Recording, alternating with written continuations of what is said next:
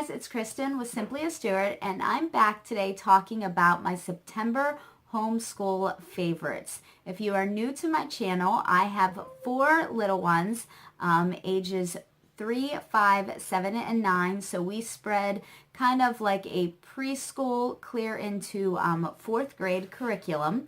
And I have a few things here that I'm going to share with you that I use, some for the younger kids, some for the older kids, and some for everybody. So the very first thing I'm going to share with you today are these counting bears. Now, I got these when my oldest was only 4 years old, and now my youngest uses them the most. We started homeschooling my son with more of a kindergarten curriculum this year, so she is the only one not doing anything a little more formal. And so while she does do some of our activities with us, sometimes she just wants to be included but really can't be because I'm working with my students independently on something that's more age appropriate. And so these have been a lifesaver. I'm able to give her these bears and the cups, and she will do sorting activities. I can just give them all to her. She will sort the colors into the cups, and then we will dump each one out in between perhaps problems if we're working in the same room. And we will count them. I will ask her colors. They're just something simple to work with her on colors and counting, but it also keeps her occupied while I'm busy working with my other students. So, and I will link all of these things below so that you guys can find them if there's something you're interested in. My next thing is more for my bigger students, but it also is for mommy sometimes, and it's just a kitchen timer. We use this a lot for our independent reading. My daughters are each doing just some novel reading this year. We don't have a more formal literature curriculum, and so they are required to read a certain amount of time per day, and then they have some comprehension questions based on the books they are reading. And so I allow them to take this and to set their timer and to go read. It keeps them on task. They don't have to worry about I like that they get engrossed in a book, but sometimes we have other things to do, and so they don't get too engrossed in a book. Or if it's something maybe that they didn't want to read originally, and I think they would like, sometimes the first couple pages they're just not wanting to read it, it makes sure that they're reading their required time. And so it also gives them some independence in making sure that they are being responsible for getting their reading done in their appropriate amount of time. So we do keep that on hand. I also have used it for some other things. If we need a break, if my son is having a tough time because he's the youngest and he is not the kind to sit still as much as my girls were, we can say, okay, let's take a 15-minute break or whatnot, and I'll let him keep the timer, and so he knows when that timer goes off, he's responsible for returning to get some more work done, but he also knows until it goes off, he doesn't have to. So we use that tool a lot in our homeschool. The next thing is for my son most specifically, and it is the Melissa and Doug Alphabet Express Train. I love this because they are able to work on putting the alphabet together, and the pieces are nice and large. You can see they are big. They are not small, so they do not easily get lost. It does take up quite a bit of space lengthwise, because obviously it goes from A to Z. So you do have to have space to do it because they are large pieces. But I do love the fact that they are self-correcting, meaning that if you are going to put them together incorrectly, they will not work. They also work in a pattern. If you can see here, it is blue, green, purple, red, and it starts over blue, green, purple, and red.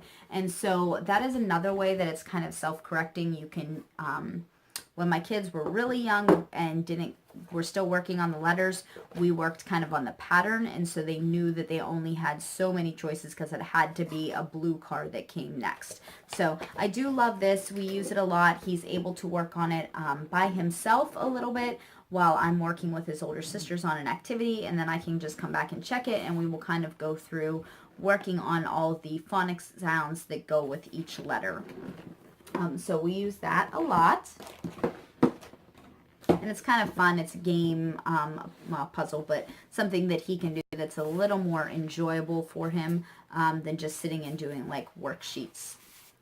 Now the next thing I got, which is my absolute favorite thing I'm going to show you, is my Who Was book.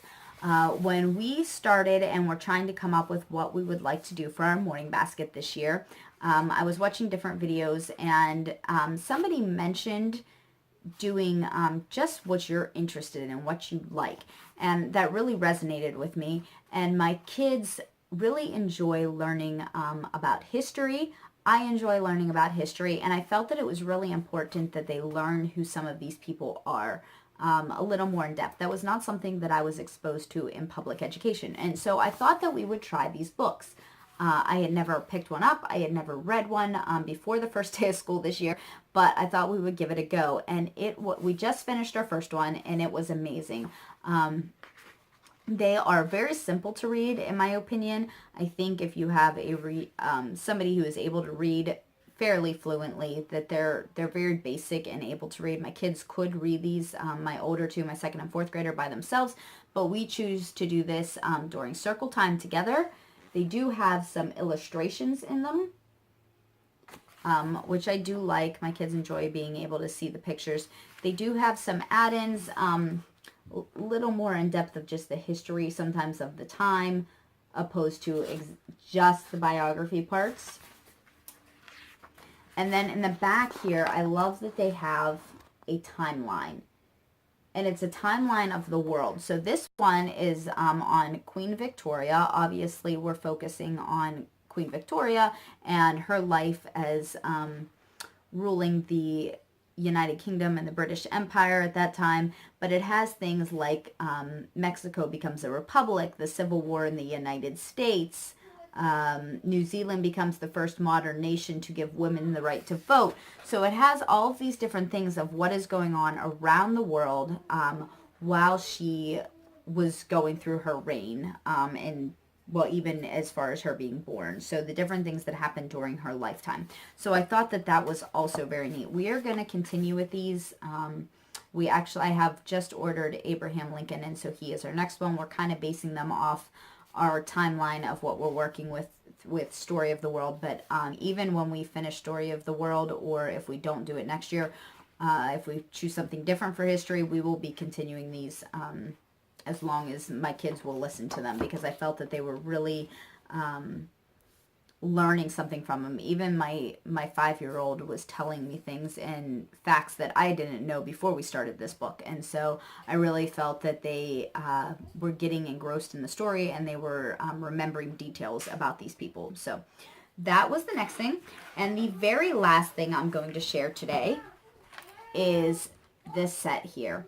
This is a Melissa and Doug set also. I do like their stuff. If you are unfamiliar with Melissa and Doug, which I doubt if you're in the homeschool world you are, but they are very good quality. They usually have a lot of toys and puzzles and different things that are more game-like that can also be used for educational, and they use a lot of like wood and different things for like their puzzles, so they're, like I mentioned, they're good quality. But this is a math set, obviously money. My oldest has struggled with money up until this year, and so I decided to do something different. We switched our entire math curriculum, and one of the things I got to help her was this set. And so one of the things I really like is the money. Obviously it is play, but it is fairly realistic. It's not like, oh sorry, that way. It's not like Monopoly money or anything. It really does look like resembles our actual money. The coins, you can see with the dimes on them. I don't know if it'll focus. Sorry. Sorry, you can hear my kids in the background playing. It's really, really wet here because of the storms coming through from the hurricane. So they're all inside today while I film. But what we did was we were able to actually get this out and use it when she is doing her money work in her math book. And so if she opens her math book and she has a problem where she needs to count money, and it says you have, you know, $3 bills, 2 dimes, and 2 nickels and 4 pennies, she can actually pull all of that out and count it out. And so having this manipulatives where she can actually handle the money itself has seemed to really help her. So that has quickly become a favorite for my older students, and I do plan to keep it around so that we can use it down the road. The only thing I don't like about it is I keep it in this set, which I really do enjoy, but you have to, first off, it's hard to get the dollar bills out, which is kind of stinky, but you have to keep it up and you have to keep it level. If you do not, these things easily fall out. There is no cover or no case that goes on it. You could put it into something else, but then everything would be mixed up. And I do like the fact that they're all split by denomination. It makes it much easier for her when she's working on her math problems.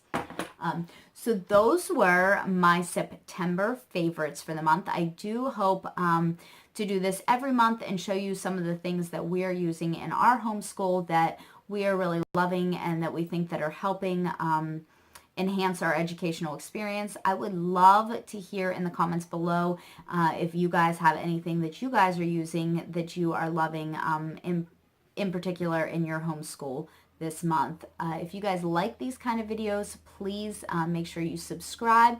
Click that bell down below so that you make sure you are notified every time I am able to post. And next time, I will see ya. Bye.